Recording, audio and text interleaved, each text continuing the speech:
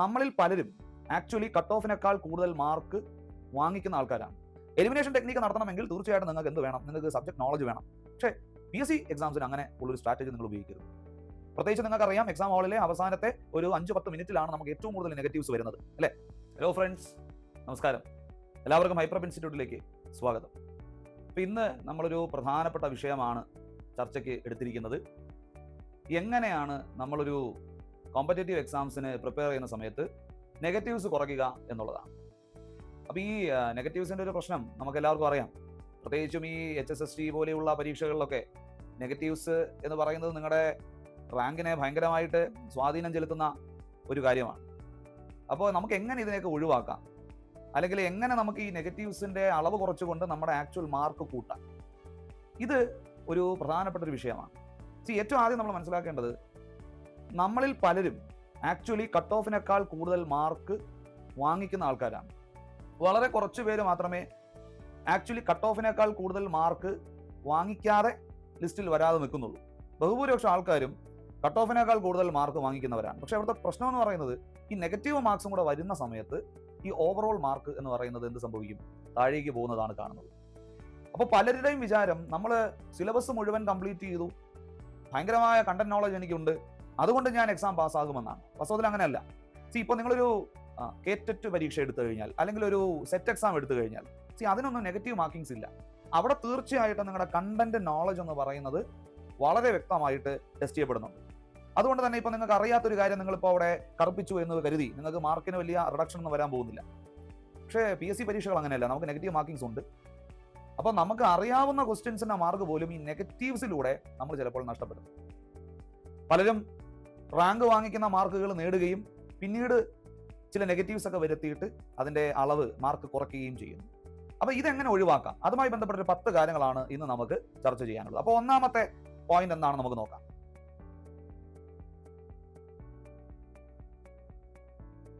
ഒരു കാര്യം ആദ്യമേ നിങ്ങൾ മനസ്സിൽ ഉറപ്പിക്കണം. അതായത്, എനിക്കൊരു നിശ്ചിത അളവിൽ ഈ ഉത്തരമാകാനാണ് സാധ്യത എന്നൊരു ബോധ്യമുണ്ടെങ്കിൽ മാത്രമേ ഞാൻ അതിനെ റിസ്ക് എടുത്ത് അറ്റംപ്റ്റ് ചെയ്യൂ എന്ന് ആദ്യം നിങ്ങൾ ഉറപ്പിക്കണം. അല്ലാതെ എനിക്ക് ഇതിനെക്കുറിച്ച് യാതൊരു ധാരണയുമില്ല, എന്നാലും ഞാൻ റിസ്ക് എടുക്കാൻ പോവുകയാണ്, അതൊരിക്കലും ഒരു നല്ലൊരു സ്ട്രാറ്റജി അല്ല. നമ്മൾ എപ്പോഴും ചെയ്യേണ്ടത് എന്താണ്? നമുക്ക് ഈ ക്വസ്റ്റ്യൻ വായിക്കുമ്പോൾ ഈ ഉത്തരമാകാനാണ് സാധ്യത എന്ന് നിങ്ങൾക്ക് ചെറിയൊരു ഉൾവിളി ഉണ്ടാവും, അല്ലേ? അത് വെറുതെ ഉണ്ടാകുന്ന ഉൾവിളിയല്ല, നിങ്ങൾ പഠനത്തിന്റെ ഫലമായിട്ടുണ്ടാകുന്ന ഒരു കാര്യമാണ്. അപ്പോൾ ഇവിടെ നിങ്ങൾ ശ്രദ്ധിക്കേണ്ടത്, നിങ്ങൾക്ക് 100% അറിയാത്ത ഒരു ചോദ്യത്തിൽ നിങ്ങൾ എന്ത് ചെയ്യരുത്? നിങ്ങൾ കറക്കി കുത്താൻ നിൽക്കരുത്. നിങ്ങൾക്ക് ഇതാണ് ഉത്തരമെന്ന് ഒരു ചെറിയതല്ല, അത്യാവശ്യം ഒരു 60-70% പോസിബിലിറ്റി എങ്കിലും ഉണ്ടെങ്കിൽ മാത്രമേ നിങ്ങൾ എന്ത് ചെയ്യാവൂ? നിങ്ങളത് ആ ഉത്തരത്തിലേക്ക് പോകാവൂ. അപ്പോൾ നിങ്ങൾക്ക് ഉത്തരം ഇതാണ് എന്ന ഒരു പോസിബിലിറ്റി നിങ്ങളുടെ മനസ്സിൽ ഉണ്ട് എങ്കിൽ നിങ്ങൾക്ക് റിസ്ക് എടുത്ത് അറ്റൻഡ് ചെയ്യാം. പക്ഷെ അവിടെയും നമുക്ക് 100% ഉറപ്പൊന്നും നമുക്ക് പറയാൻ കഴിയില്ല. പക്ഷേ ഈ കണ്ണും പൂട്ടിയുള്ള കറക്കി കുത്തലിനേക്കാൾ ഭേദം ഇത് തന്നെയാണ്. അപ്പോൾ അതാണ് ഒന്നാമതായിട്ട് നിങ്ങൾ ശ്രദ്ധിക്കേണ്ടുന്ന പോയിന്റ്.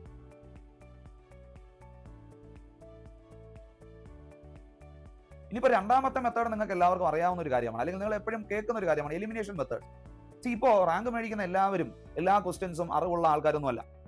അപ്പോൾ അവിടെ ബാക്കിയുള്ളവരെക്കാൾ മാർക്ക് വീഴുന്നതിൻ്റെ ഒരു പ്രധാനപ്പെട്ട കാരണം എന്ന് പറയുന്നത്, ഈ ഓപ്ഷൻസിനെ എലിമിനേറ്റ് ചെയ്തുകൊണ്ട് ഇവർക്ക് ഗസ് ചെയ്യാൻ പറ്റുന്നു എന്നുള്ളതാണ്. അപ്പോൾ ചിലപ്പോൾ ഒരു ക്വസ്റ്റ്യൻ വായിക്കുമ്പോഴത്തേക്കും ഒരു 4 ഓപ്ഷൻസ് ഉണ്ട്, നമുക്കതിൽ ഉത്തരം അറിയില്ല. പക്ഷേ ചില ഓപ്ഷൻസ് എന്തായാലും ഉത്തരം വരില്ല എന്ന് നമുക്ക് ഉറപ്പുണ്ടാവും. അത് നമ്മുടെ സബ്ജക്ട് നോളജുമായി ബന്ധപ്പെട്ടുള്ള ഒരു കഴിവാണ്.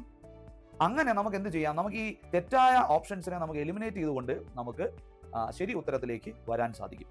ഇതിനെയാണ് എലിമിനേഷൻ ടെക്നിക്ക് എന്ന് പറയുന്നത്. എലിമിനേഷൻ ടെക്നിക്ക് നടത്തണമെങ്കിൽ തീർച്ചയായിട്ടും നിങ്ങൾക്ക് എന്ത് വേണം? നിങ്ങൾക്ക് സബ്ജക്ട് നോളജ് വേണം.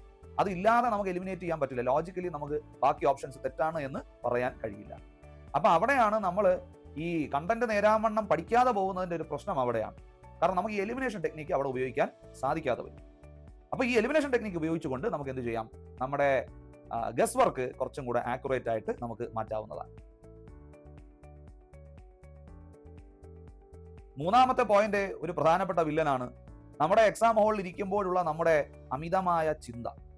അതായത്, എന്നെ പറ്റിക്കാൻ വേണ്ടിയിട്ടാണ് ഈ ക്വസ്റ്റ്യൻ ഇടുന്നത് എന്നാണ് നമ്മളെല്ലാവരും വിചാരിക്കുന്നത്. വാസ്തവത്തിൽ ആ ക്വസ്റ്റ്യൻ ഇട്ട ആൾക്ക് അങ്ങനെ യാതൊരു ഉദ്ദേശവും ഇല്ല. അദ്ദേഹത്തിന്റെ മൈൻഡിലേക്ക് വന്ന, അല്ലെങ്കിൽ അദ്ദേഹത്തിന്റെ കയ്യിൽ കിട്ടിയ ഒരു ക്വസ്റ്റ്യൻ അദ്ദേഹം ഇട്ടുവന്നേ ഉള്ളൂ. പക്ഷെ നമ്മൾ വിചാരിക്കുന്നത് എന്താ? ഇത് എനിക്കുള്ള പണിയാണ്, അല്ലെങ്കിൽ ഇത് എന്നെ കുഴപ്പിക്കാൻ വേണ്ടിയുള്ള ചോദ്യമാണ്. സിമ്പിൾ ചോദ്യം വന്നാലേ നമ്മളിത് ഇങ്ങനെ ആലോചിക്കും, ഇത്രയും സിമ്പിൾ വരാൻ സാധ്യതയുണ്ടോ, ഇത് ഇച്ചിരി ടഫായിട്ടല്ലേ അപ്പോൾ നമ്മൾ അറ്റൻഡ് ചെയ്യേണ്ടത് എന്നൊക്കെ നമ്മൾ ഇരുന്ന് വിചാരിക്കും. അപ്പോൾ ഈ അനാവശ്യമായിട്ട് ഈ ഓവർ തിങ്കിങ് എന്ന് പറയുന്ന ഒരു കാര്യം, അല്ലെങ്കിൽ ആവശ്യമില്ലാത്ത ചിന്ത നിങ്ങൾ എക്സാം ഹാളിൽ വെച്ച് ഒഴിവാക്കുക. ഇത് ഭയങ്കര ബുദ്ധിമുട്ടുള്ളൊരു കാര്യമാണ്. ഞാനിപ്പോൾ ഇത് ഇത്രയും കൂളായിട്ടിരുന്ന് പറയുന്നുവെങ്കിലും എക്സാം ഹാളിൻ്റെ അകത്ത് കയറുന്ന ഒരു കാൻഡിഡേറ്റിനെ സംബന്ധിച്ച് ഇത് അത്യാവശ്യം ബുദ്ധിമുട്ടുള്ള കാര്യമാണ്, ഈ മനസ്സിനെ പിടിച്ചു നിർത്തുക എന്നുള്ളത്. അപ്പോൾ ഒരു ക്വസ്റ്റ്യനെ, ആ ക്വസ്റ്റ്യൻ എന്താണ് ഡിമാൻഡ് ചെയ്യുന്നത് എന്ന് ചിന്തിക്കാനുള്ള ഒരു കഴിവ് നമുക്ക് വേണം. അല്ലാതെ എല്ലാ ക്വസ്റ്റ്യൻസും എന്നെ പരീക്ഷിക്കാൻ വേണ്ടിയിട്ടുള്ളതാണ് എന്ന് ചിന്തിക്കാൻ പോയാൽ നമ്മൾ നെഗറ്റീവ് മാർക്സിന്റെ എണ്ണം കൂടാനാണ് സാധ്യത.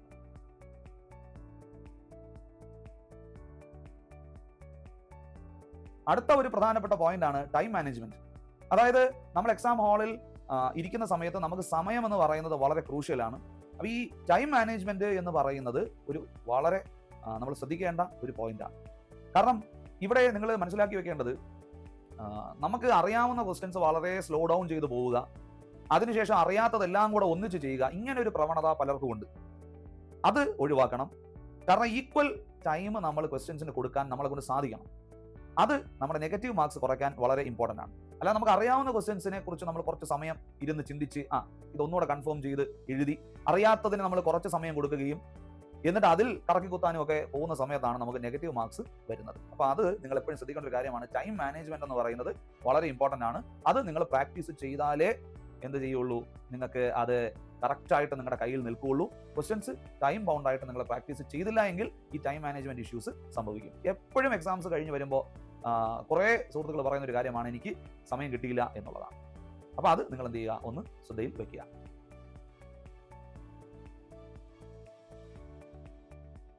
ഇത് തന്നെയാണ് നമ്മുടെ അടുത്ത പ്രധാനപ്പെട്ട ഒരു പോയിന്റിലേക്ക് നയിക്കുന്നത്.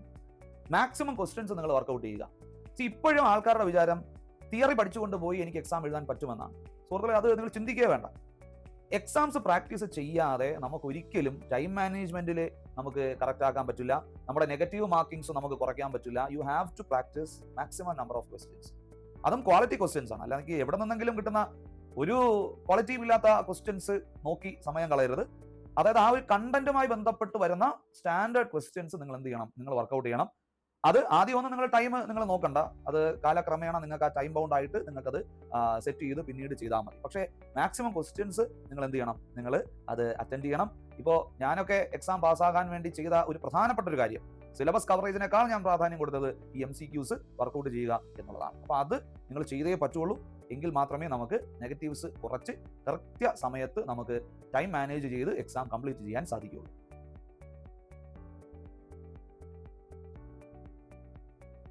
ഇനി മറ്റൊരു പ്രധാനപ്പെട്ട പ്രശ്നം നമ്മുടെ കാൻഡിഡേറ്റ്സ് എല്ലാവരും പറയുന്ന ഒരു ഇഷ്യൂ ആണ്, ക്വസ്റ്റ്യൻ നേരെ വായിക്കുന്നില്ല എന്നുള്ളതാണ്. സാറേ, ഞാൻ അവിടെ എഴുതിയ സമയത്ത് അത് കറക്റ്റ് സ്റ്റേറ്റ്മെന്റ് എന്നാണ് ഞാൻ വായിച്ചത്, പിന്നീട് വന്ന് നോക്കിയപ്പോൾ അതിൽ ഇൻകറക്റ്റ് എന്നാണ് കൊടുത്തിരുന്നത്. ഇല്ല, ഇങ്ങനെയൊക്കെ ഒരു അനുഭവം നിങ്ങൾക്ക് എപ്പോഴെങ്കിലൊക്കെ ഉണ്ടാവും. ഇത് നിങ്ങൾ എക്സാം ഹാളിൽ നിങ്ങൾ വിജിലന്റ് ആകാത്തതിന്റെ ഒരു പ്രശ്നമാണ്. അതായത് ഒരു ക്വസ്റ്റ്യനിൽ നിങ്ങളെ കൺഫ്യൂസ് ചെയ്യിപ്പിക്കാൻ വേണ്ടി അതിൻ്റെ അകത്ത് റോങ് സ്റ്റേറ്റ്മെന്റ് എന്ന് കൊടുക്കുന്നതിന് പകരം ഇൻകറക്റ്റ് എന്ന വാക്ക് അവർ ഉപയോഗിക്കും, എക്സെപ്റ്റ് എന്ന വാക്ക് അവർ ഉപയോഗിക്കും, നോട്ട് കറക്റ്റ് എന്ന വാക്ക് അവർ ഉപയോഗിക്കും. ഇതെല്ലാം നിങ്ങളെ ഡിസ്ട്രാക്ട് ചെയ്യാൻ വേണ്ടി ഇടുന്ന വാക്കുകളാണ്. അപ്പൊ ഇത് ക്വസ്റ്റ്യൻ തുടക്കം മുതൽ ഒടുക്കം വരെ നിങ്ങൾ കൃത്യമായിട്ട് വായിക്കണം. വായിച്ചില്ല എങ്കിൽ ഇത്തരത്തിലുള്ള കീ വേർഡ്സ് നമ്മൾ സ്കിപ്പായി പോവുകയും അത് ഉത്തരത്തിനെ ബാധിക്കുകയും ചെയ്യും. ഇതുമായി അനുബന്ധപ്പെട്ട് വേറൊരു കാര്യം കൂടെ ഉണ്ട്. പലപ്പോഴും നമ്മൾ ഈ സ്റ്റേറ്റ്മെന്റ് ക്വസ്റ്റ്യൻസ് ഒക്കെ വായിക്കുന്ന സമയത്ത് ക്വസ്റ്റ്യൻ വായിച്ചിട്ട് ഉത്തരത്തിലേക്ക് വരുന്ന സമയത്ത് ഈ ക്വസ്റ്റ്യൻ എന്താണ് എന്നുള്ളത് നമ്മൾ മറന്നുപോകും. അപ്പൊ റോങ് സ്റ്റേറ്റ്മെന്റ് കണ്ടുപിടിക്കാൻ വേണ്ടി നമ്മൾ ക്വസ്റ്റ്യൻ വായിച്ചു, എന്നിട്ട് ഓപ്ഷൻസ് നോക്കിയപ്പോഴത്തേക്കും നമ്മൾ കറക്റ്റ് സ്റ്റേറ്റ്മെന്റ് ആണ് നമ്മൾ എന്ത് ചെയ്തത്, ആൻസർ ആയിട്ട് മാർക്ക് ചെയ്തത്. പക്ഷേ ചോദ്യം ഇൻകറക്റ്റ് ആയിരുന്നു, അല്ലെ? ഇൻകറക്റ്റ് എന്ന സ്റ്റേറ്റ്മെന്റിനെയാണ് ചോദ്യം ഉദ്ദേശിച്ചത്, പക്ഷെ നമ്മൾ എഴുതിയത് കറക്റ്റ് സ്റ്റേറ്റ്മെന്റ് ആണ്. അപ്പൊ ഈ വായിച്ച് വരുന്ന സമയത്ത് നമ്മൾ ക്വസ്റ്റ്യൻ എന്താണ് എന്നുള്ളത് മറന്നു പോകാനുള്ള സാധ്യതയുണ്ട്, പ്രത്യേകിച്ചും വലിയ ക്വസ്റ്റ്യൻസിൽ. അപ്പൊ അത് നിങ്ങൾ എന്ത് ചെയ്യണം, നിങ്ങൾ ഒന്ന് ശ്രദ്ധിക്കണം. ക്വസ്റ്റ്യൻസ് കൃത്യമായിട്ട് വായിക്കണം എന്നുള്ളത് മറ്റൊരു പ്രധാനപ്പെട്ട പോയിന്റ് ആണ്. അത് പലരും ചെയ്യുന്നില്ല. അത് ചെയ്താൽ നിങ്ങളുടെ നെഗറ്റീവ് മാർക്സ് നല്ല രീതിയിൽ കുറയ്ക്കാം എന്നുള്ളതാണ്.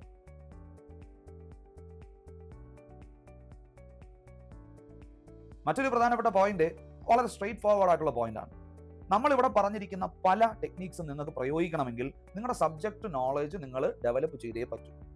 ഇപ്പോൾ ഈ പറയുന്ന എലിമിനേഷൻ ടെക്നീക്ക് നിങ്ങൾക്ക് ഉപയോഗിക്കണം. അതിന് നിങ്ങൾക്ക് സബ്ജക്ട് നോളജ് നിങ്ങൾക്ക് എന്ത് ചെയ്തേ പറ്റുള്ളൂ, നിങ്ങൾ ഇംപ്രൂവ് ചെയ്തേ പറ്റുള്ളൂ. ഇപ്പോൾ ജസ്റ്റ് ഏതെങ്കിലും 2-3 ഏരിയകൾ മാത്രം വായിച്ചുകൊണ്ട് പോകുന്ന ഒരാളെ സംബന്ധിച്ച് ഒരു കണ്ടന്റിന്റെ അകത്ത് നിന്നുള്ള സ്റ്റേറ്റ്മെന്റുകളെയൊക്കെ എലിമിനേറ്റ് ചെയ്യുക എന്ന് പറയുന്നത് വലിയ ബുദ്ധിമുട്ടാണ്. അപ്പോൾ നിങ്ങൾക്ക് സബ്ജക്ട് നോളജ് ഉണ്ടെങ്കിൽ മാത്രമേ എന്ത് ചെയ്യാൻ പറ്റുള്ളൂ, നിങ്ങൾക്ക് ആ ഡിസ്ട്രാക്ടേഴ്സിനെ അല്ലെങ്കിൽ മറ്റു ഓപ്ഷൻസിനെ നിങ്ങൾക്ക് എലിമിനേറ്റ് ചെയ്ത് കളയാൻ പറ്റുള്ളൂ. അപ്പോൾ സബ്ജക്ട് നോളജ് നിർബന്ധമായിട്ട് നിങ്ങൾക്ക് വേണം. സബ്ജക്ട് നോളജ് ഉള്ളത് കൊണ്ട് മാത്രം എക്സാം പാസ്സാകുമെന്നും നിങ്ങൾ വിചാരിക്കരുത്. അങ്ങനെയല്ല, കാരണം നെഗറ്റീവ്സിന്റെ ഒരു പ്രശ്നമുണ്ട്. പക്ഷേ സബ്ജക്ട് നോളജ് നിങ്ങൾക്ക് നിർബന്ധമായിട്ടും വേണം. അതുണ്ടെങ്കിൽ അത്യാവശ്യം നമുക്ക് എലിമിനേഷൻ ടെക്നിക്സ് വഴി എന്ത് ചെയ്യാം, നമുക്ക് നെഗറ്റീവ്സിനെ കുറയ്ക്കാവുന്നതാണ്.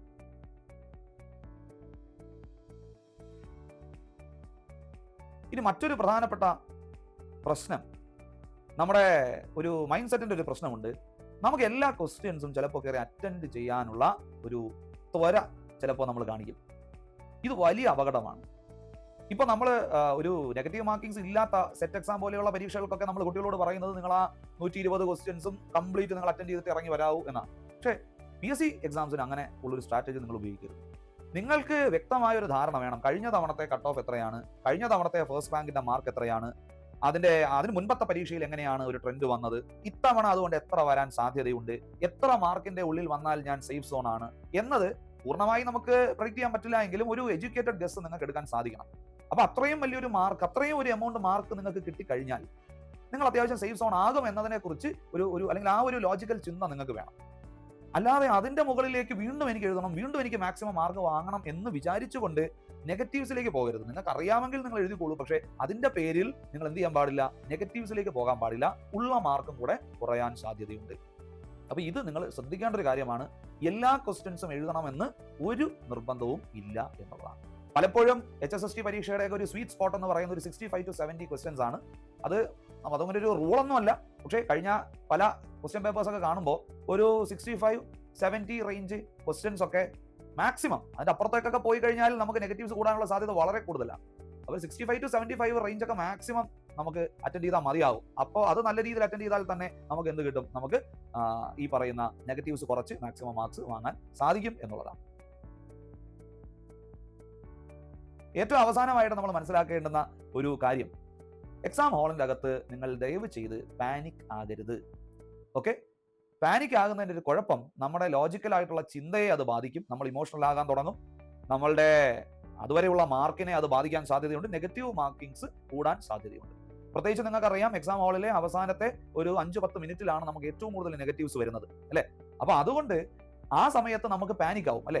നമ്മുടെ ഇൻവിജിലേറ്റർ വന്നിട്ട് പറയുകയാണ് 5 മിനിറ്റും കൂടെ ഉള്ളൂ, 10 മിനിറ്റും കൂടെ ഉള്ളൂ എന്ന് പറയുമ്പോൾ അതുവരെയുള്ള നമ്മുടെ എല്ലാ ലോജിക്കൽ ഡിഫൻസുകളും നമ്മൾ താഴെ ഇടുകയാണ്. പിന്നെ നമ്മുടെ ഇമോഷണൽ ആയിട്ടുള്ള ഒരു ഘടകമാണ് നമ്മളെ കൺട്രോൾ ചെയ്യുന്നത്. പിന്നെ ഏതെങ്കിലുമൊക്കെ ക്വസ്റ്റ്യൻസ് നമ്മൾ കയറി അറ്റൻഡ് ചെയ്യുക എന്നുള്ളതാണ്. അവസാനത്തെ 10 മിനിറ്റിലാണ് മാക്സിമം നെഗറ്റീവ് മാർക്കിങ്സ് നിങ്ങൾക്ക് വരുന്നത് എന്ന് മനസ്സിലാക്കുക.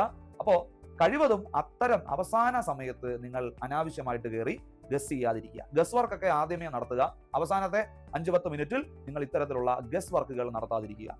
ഓക്കെ, ഇത്രയും കാര്യങ്ങൾ നിങ്ങൾക്ക് ഫോളോ ചെയ്യാൻ പറ്റുന്നുണ്ട് എങ്കിൽ നിങ്ങൾക്ക് നെഗറ്റീവ് മാർക്കിങ്സ് ഗണ്യമായി കുറയ്ക്കാൻ പറ്റും. അപ്പോഴും നിങ്ങൾ ആലോചിക്കണം, ഇത് നെഗറ്റീവ് മാർക്കിങ്സ് കുറയ്ക്കാനുള്ള സ്ട്രാറ്റജീസ് ആണ്. നിങ്ങൾക്ക് സബ്ജക്ട് നോളജ് നിങ്ങൾ കൂട്ടണം, എങ്കിൽ മാത്രമേ നിങ്ങൾക്ക് ആക്ച്വലി മാർക്ക് അല്ലെങ്കിൽ ശരി ഉത്തരങ്ങൾ കൂടുകയുള്ളൂ. ഓക്കെ, അത് നമുക്ക് വേറൊരു വീഡിയോയിൽ നമുക്ക് ഡിസ്കസ് ചെയ്യാം, എങ്ങനെ നമ്മുടെ ശരി ഉത്തരങ്ങൾ കൂട്ടണം എന്നുള്ളത്. ഇവിടെ എങ്ങനെ നെഗറ്റീവ്സ് കുറയ്ക്കണം എന്നുള്ളതിനെയാണ് നമ്മൾ ഫോക്കസ് ചെയ്തത്. അപ്പോൾ സുഹൃത്തുക്കളെ, ഇന്നത്തെ ഈ വീഡിയോ നിങ്ങൾക്ക് എല്ലാവർക്കും ഉപകാരപ്പെട്ടു എന്നാണ് എൻ്റെ വിശ്വാസം. കുറേ പോയിന്റ്സ് ഒക്കെ നിങ്ങൾക്ക് അറിയാവുന്ന കാര്യങ്ങൾ തന്നെയാണ്, പക്ഷേ അത് പലരും അതിനെക്കുറിച്ച് ചിന്തിക്കുന്നില്ല എന്നുള്ളതാണ്. അപ്പോൾ അതുകൊണ്ടാണ് ഇത്തരത്തിലൊരു വീഡിയോയുമായിട്ട് ഞാൻ നിങ്ങളുടെ മുമ്പിൽ എത്തിയിരിക്കുന്നത്. അപ്പോൾ സുഹൃത്തുക്കളെ, നമുക്ക് മറ്റൊരു വീഡിയോയുമായിട്ട് നമുക്ക് ഉടനെ മീറ്റ് ചെയ്യാം. അപ്പോൾ നമ്മുടെ HSST സുവോളജി ബോട്ടണി ബാച്ചസ് ഇപ്പോൾ സ്റ്റാർട്ട് ചെയ്തിട്ടുണ്ട്. ഒരുപാട് സുഹൃത്തുക്കൾ നമ്മുടെ ബാച്ചിന്റെ ഭാഗമായി ഇപ്പോൾ പഠിച്ചുകൊണ്ടിരിക്കുന്നു.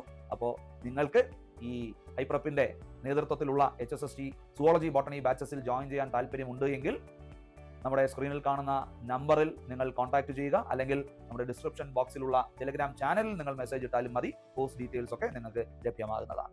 അപ്പോൾ നമുക്ക് മറ്റൊരു വീഡിയോ ആയിട്ട് കാണാം. Thank you so much.